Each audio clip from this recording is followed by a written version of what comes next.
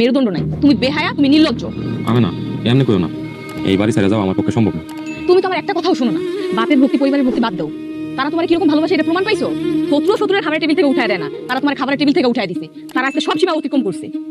আমি না, থাক না, বাদ দাও, তোমার শরীর খারাপ করবো। চলো ঘরে চলো। আমার আর শরীর খারাপ, আমার তো বাঁচতে ইচ্ছা করে না। কোনো সালাউদ্দিন, আমি এই বাড়িতে থাকতে চাই না। তুমি যদি পুরুষ মানুষ হয়ে থাকো, আমার অন্য কোথাও নিয়ে রাখবা। আমি না, আমি হলাম বেকার মানুষ, আমি কি করবো কও? এত বড় বুঝ আমার উপর চাপাই দিও না। কি করবা মানে? কাজ করবা। একটা পুরুষ মানুষের সংসার চালাইতে যা যা করা লাগে তা করবা। আমি না, আমার পক্ষে এই বাড়ি ছেড়ে যাওয়া সম্ভব না। ঠিক আছে, তাইলে তুমি আমারে আমার খালার বাড়িতে দিয়া হোক। আমার কিছুই ভালো লাগতেছে না। আমি না ঘুরে আর বড় ভাইদের খাইতে নিয়ে এসে আমি কোন আইন অপরাধ করছি আমি এটা জানতেছি। যে বাড়িতে আমার বন্ধুরা আমি আসতে পারবো না, খাইতে পারবো না, সেই বাড়ি আমার না। নিম, তুমি একটা কথা ভুলে যাও না, এই বাড়িটা রয়েছে দিন আর তার কথাই আই। এই মুহূর্তে তোমার বই না দুলাভাই যদি এখানে চলে না যায়, তাহলে তোমার ওই বাড়িতে থাকার কোনো দরকার নেই। আমার এমনি কইেন না, আমরা চলে যাচ্ছি। চলো।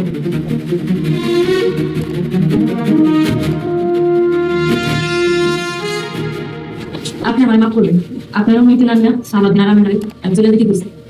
তুমি কোনো অপরাধ করো নাই, চাই সে আমার কথা মানবো না, তার বাড়িতে থাকার দরকার নেই। সে আমার কেউ না, এই পরিবারের কেউ না। বাবা, নিমের ছেলে মানুষের জন্য আমি মাপ চাচ্ছি, ওরে মাফ করে দিস। আসসালামু আলাইকুম। আজকের পর্বে দেখা যায় ঢালিবাড়ির ভেতরের দ্বন্দ্ব আরও ভয়ঙ্কর রূপ নিতে শুরু করেছে। সবকিছুর কেন্দ্রে রয়েছে সম্পত্তি, অহংকার আর ভুল বোঝাবুঝি। কেউ মুখে যতই ভালোবাসার কথা বলুক, বাস্তবে সবাই একে অপরকে সন্দেহ করতে শুরু করেছে। মিম স্পষ্ট করে জানিয়ে দেয় যে সম্পত্তির প্রতি তার কোনো লোভ নেই, কিন্তু পরিবারের অনেকেই বিশ্বাস করে এই সমস্ত ঝামেলার পেছনে মূল কারণ সম্পত্তি দখলের চেষ্টা। এদিকে ফাতেমাকে নিয়ে নতুন করে আলোচনা শুরু হয়। পরিবারের বয়োজ্যেষ্ঠরা সিদ্ধান্ত নেয় বিষয়টি আর এভাবে চলতে দেওয়া যাবে না। সবাইকে ডেকে বসে সত্য মিথ্যা যাচাই করা হবে। অন্যদিকে আলাউদ্দিনের জেল জীবন নিয়ে বাড়ির সবাই উদ্বিগ্ন। বাবা মা তাকে ছাড়া বাড়িকে অসম্পূর্ণ মনে করছেন। তবে আশার কথা হলো কয়েকদিনের মধ্যেই সে বাড়ি ফিরতে পারে বলে খবর পাওয়া যায়। এই খবর শুনে পরিবারে কিছুটা স্বস্তি ফিরে আসে। ঠিক তখনই মিম নিজের বোন আমেনা ও দুলাভাই সালাউদ্দিনকে বাড়িতে নিয়ে আসে। সে চেয়েছিল সবাই একসাথে খাবে, সম্পর্কগুলো আবার আগের মতো স্বাভাবিক হবে। কিন্তু তার এই উদ্যোগ উল্টো নতুন ঝড়ের সৃষ্টি করে। বাড়ির বড়রা বিষয়টি ভালোভাবে নেয় না। তাদের মতে যাদের নিয়ে আপত্তি রয়েছে তাদের অনুমতি ছাড়া বাড়িতে আনা ঠিক হয়নি। খাওয়ার টেবিলে পরিস্থিতি এতটাই উত্তপ্ত হয়ে ওঠে যে আমেনা ও সালাউদ্দিন অপমানিত বোধ করে সেখান থেকে চলে যাওয়ার সিদ্ধান্ত নেয়।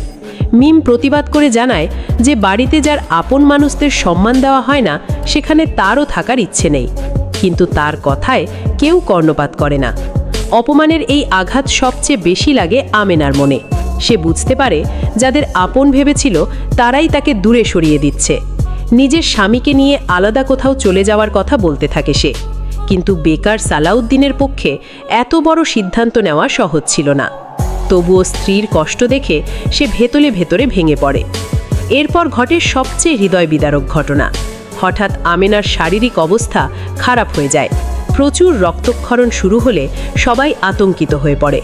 তাকে দ্রুত হাসপাতালে নেওয়া হয়। কিছুক্ষণ পর ডাক্তার জানিয়ে দেন আমেনার গর্ভের সন্তান আর বেঁচে নেই। এই সংবাদ শুনে পুরো পরিবার স্তব্ধ হয়ে যায়। সালাউদ্দিন যেন নিজের পৃথিবী হারিয়ে ফেলে। আমেনাও নিজেকে দোষ দিতে শুরু করে। তবে সবচেয়ে বেশি ভেঙে পড়ে পরিবারের প্রবীণ সদস্যরা। তারা মনে করতে থাকে পারিবারিক কলহ আর মানসিক চাপের কারণেই এই ভয়াবহ ঘটনা ঘটেছে। হাসপাতালের করিডরে দাঁড়িয়ে সালাউদ্দিনের চোখে জমে থাকা ক্ষোভ বেরিয়ে আসে। সে মনে করে যদি তাদের এত অপমান না করা হতো তাহলে হয়তো আজ তার সন্তানকে হারাতে হতো না। অন্যদিকে আমেনা তাকে শান্ত করার চেষ্টা করে। সে চায় না এই দুঃখের মধ্যেও পরিবার আরও ভেঙে যাক। এদিকে বাড়ির ভেতরে নতুন আরেক রহস্যের সূচনা হয়। পুরনো একটি গোপন সম্পত্তি এবং সোনার মূর্তির গল্প নিয়ে ফিসফাস শুরু হয়। কেউ কেউ মনে করছে এই সম্পদের কারণেই ভবিষ্যতে আরও বড় বিপদ নেমে আসতে পারে। সব শেষে হাসপাতাল থেকে বাড়ি ফেরার প্রসঙ্গ ওঠে। পরিবারের এক অংশ চায় আমেনা আবার ঢালিবাড়িতে ফিরে আসুক, কিন্তু সালাউদ্দিন দৃঢ় কণ্ঠে জানিয়ে দেয় অপমানের সেই বাড়িতে তারা আর ফিরবে না। তার কাছে সম্মান সম্পত্তির চেয়েও বড়। এখন দেখার বিষয় আমেনা ও সালাউদ্দিন কি সত্যিই নতুন জীবন শুরু করতে পারবে, নাকি পারিবারিক টানাপড়নে আবারও তাদের ভাগ্যকে অন্যদিকে নিয়ে যাবে। আর গোপন সেই সম্পদের রহস্য সামনে এলে ঢালিবাড়িতে আর কত বড় ঝড় উঠবে। ভিডিওটি ভালো লাগলে লাইক, কমেন্ট ও সাবস্ক্রাইব করতে ভুলবেন না। আল্লাহ হাফেজ।